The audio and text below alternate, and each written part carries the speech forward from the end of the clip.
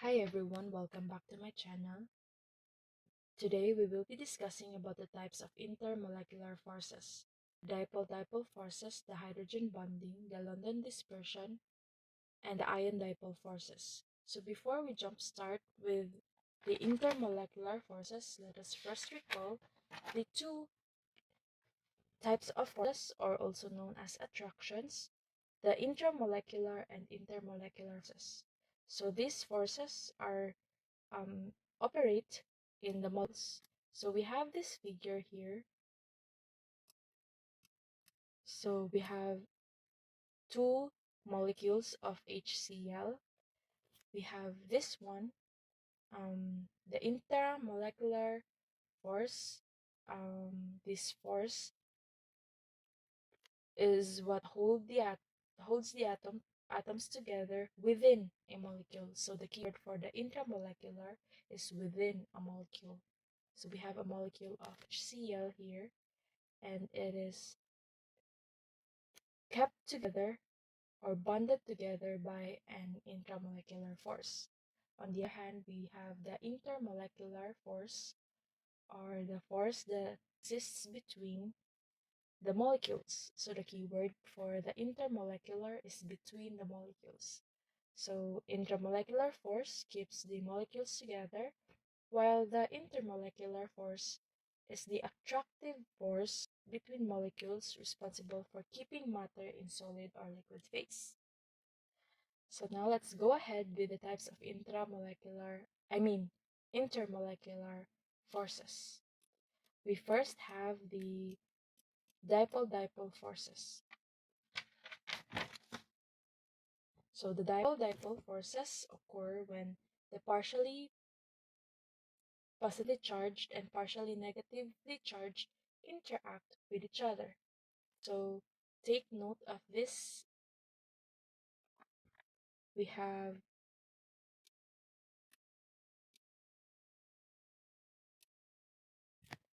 We must take note of what this means, the partially positively charged and the partially negatively charged. So what does it mean when we say partial? So from your previous lesson, I'm assuming that you have taken this up in your chemistry 1. We have in a molecule, let's say HCl, hydrogen chloride, and which is bonded together by an intramolecular force. So they share a valence electron. So looking at your periodic table, we will know that the hydrogen, being a nonmetal, is positively charged, while the Cl, a halogen, is negatively charged. Since they share an electron, they are referred to as partly positively charged for the hydrogen and partially negatively charged. So the partial word here refers to molecule atoms that share a valence electron through an intramolecular force. So let's go ahead and I'll give an example of dipole-dipole force molecules bonded together with a dipole-dipole force. So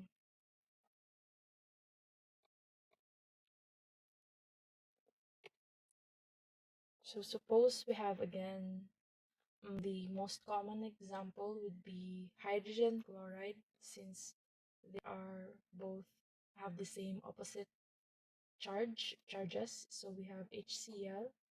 We have 3 molecules of HCl and HCl, and they at, are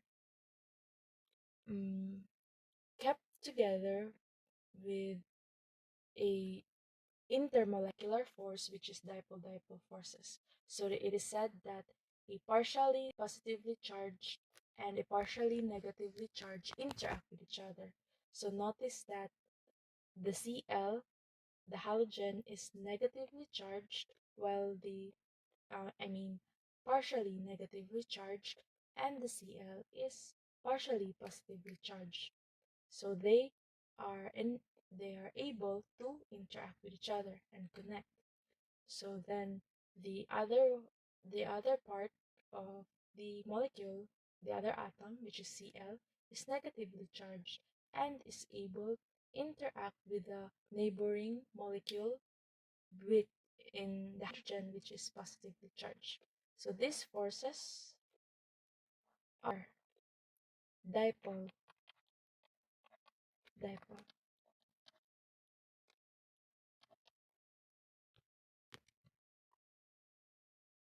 Moving on, we have the hydrogen bonding.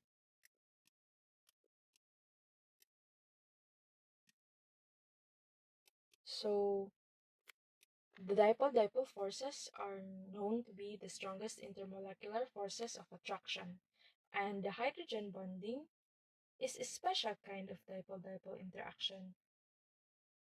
So it occurs specifically between a hydrogen atom bonded with or to either an oxygen, nitrogen, or a fluorine atom. So a hydrogen bonding commonly uh, occurs in halogen or non-metal atoms. So have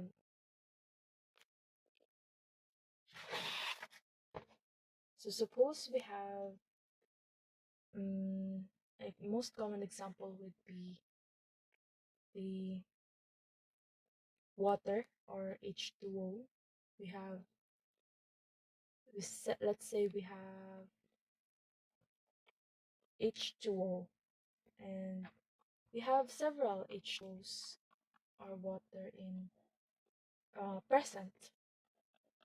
So these are bonded together by an intramolecular force within the molecule, and they share uh, they share valence electrons. So H2O is an intramolecular polar covalent bond. So the hydrogen atoms,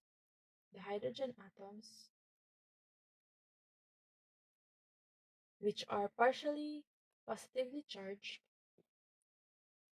we have this. I mean, uh, the hydrogen are partially positively charged, and the oxygen are partially negatively charged. So where does the hydrogen bonding occur?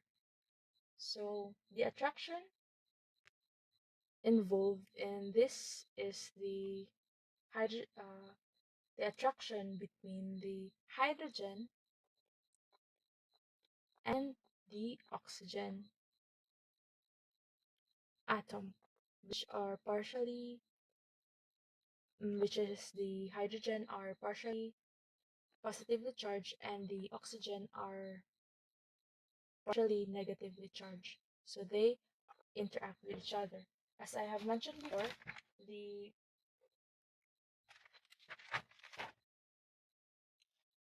the hydrogen bonding is a special kind of dipole-dipole interaction.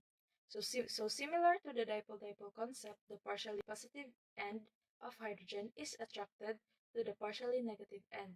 In this case, hydrogen bonding exclusive only to oxygen, nitrogen, or fluorine of another molecule.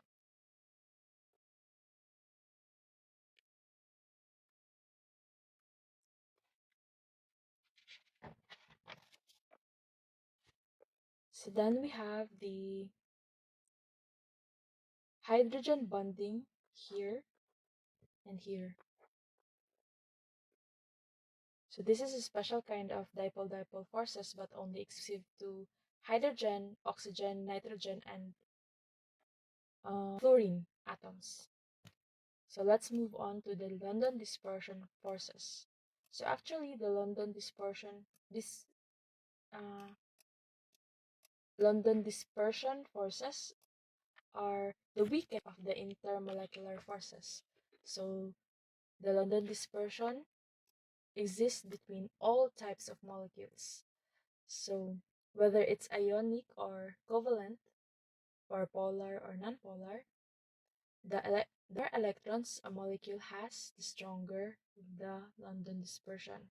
Again, the more electrons a molecule has, the stronger the London dispersion. The London dispersion also does not require a lot of energy to break. Since a common example is the compounds that freeze at very low temperatures, such as methane or CH4, oxygen, and nitrogen. These molecules and atoms um, freeze at very low temperature.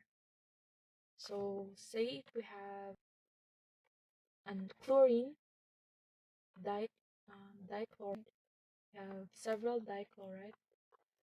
Chloride also freezes at very low temperature. So, as I said, that exists between all types of molecules, there could be London dispersion, bond, or forces of attraction in them. So now let's head to the ion-dipole forces. So the ion-dipole forces occur between ions and and polar molecules. So recall that ions, the ions refer to atoms or molecules that have a net charge. Dipole, dipole refer refers to partially positive or negatively charged molecules. So the dipole, when we hear the word dipole, we will think of the partially positive and partially negative atoms that interacts with each other. And when we hear the word ion, we will think of the atoms or molecules that have a net charge. So another common and easy example would be the situation where we dissolving salt in water. So suppose we have so with that being said, we have um,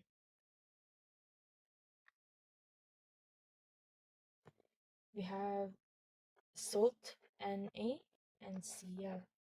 The Na here is positively charged and the Cl is negatively charged. Okay, so we have these atoms together dissolve in water. So we have water, which is if you draw it, it would look like something something like this. So, as I have said before, we are dissolving salt, NaCl, sodium chloride, in water. So these tiny particles around around the NaCl are water.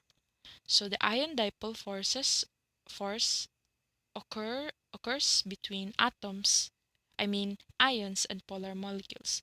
So the ion here, which is a partially negative charge oxygen, will connect or interact with the positively charged molecule, which is sodium. We have also this side, which is the oxygen, and this is where the ion dipole forces occur. On the other hand, we have the chlorine, and the ion dipole forces can be seen as the partially positively charged hydrogen attracts or interacts with the negatively charged molecule chlorine. So notice the connections between the parts of the molecules of water and NaCl.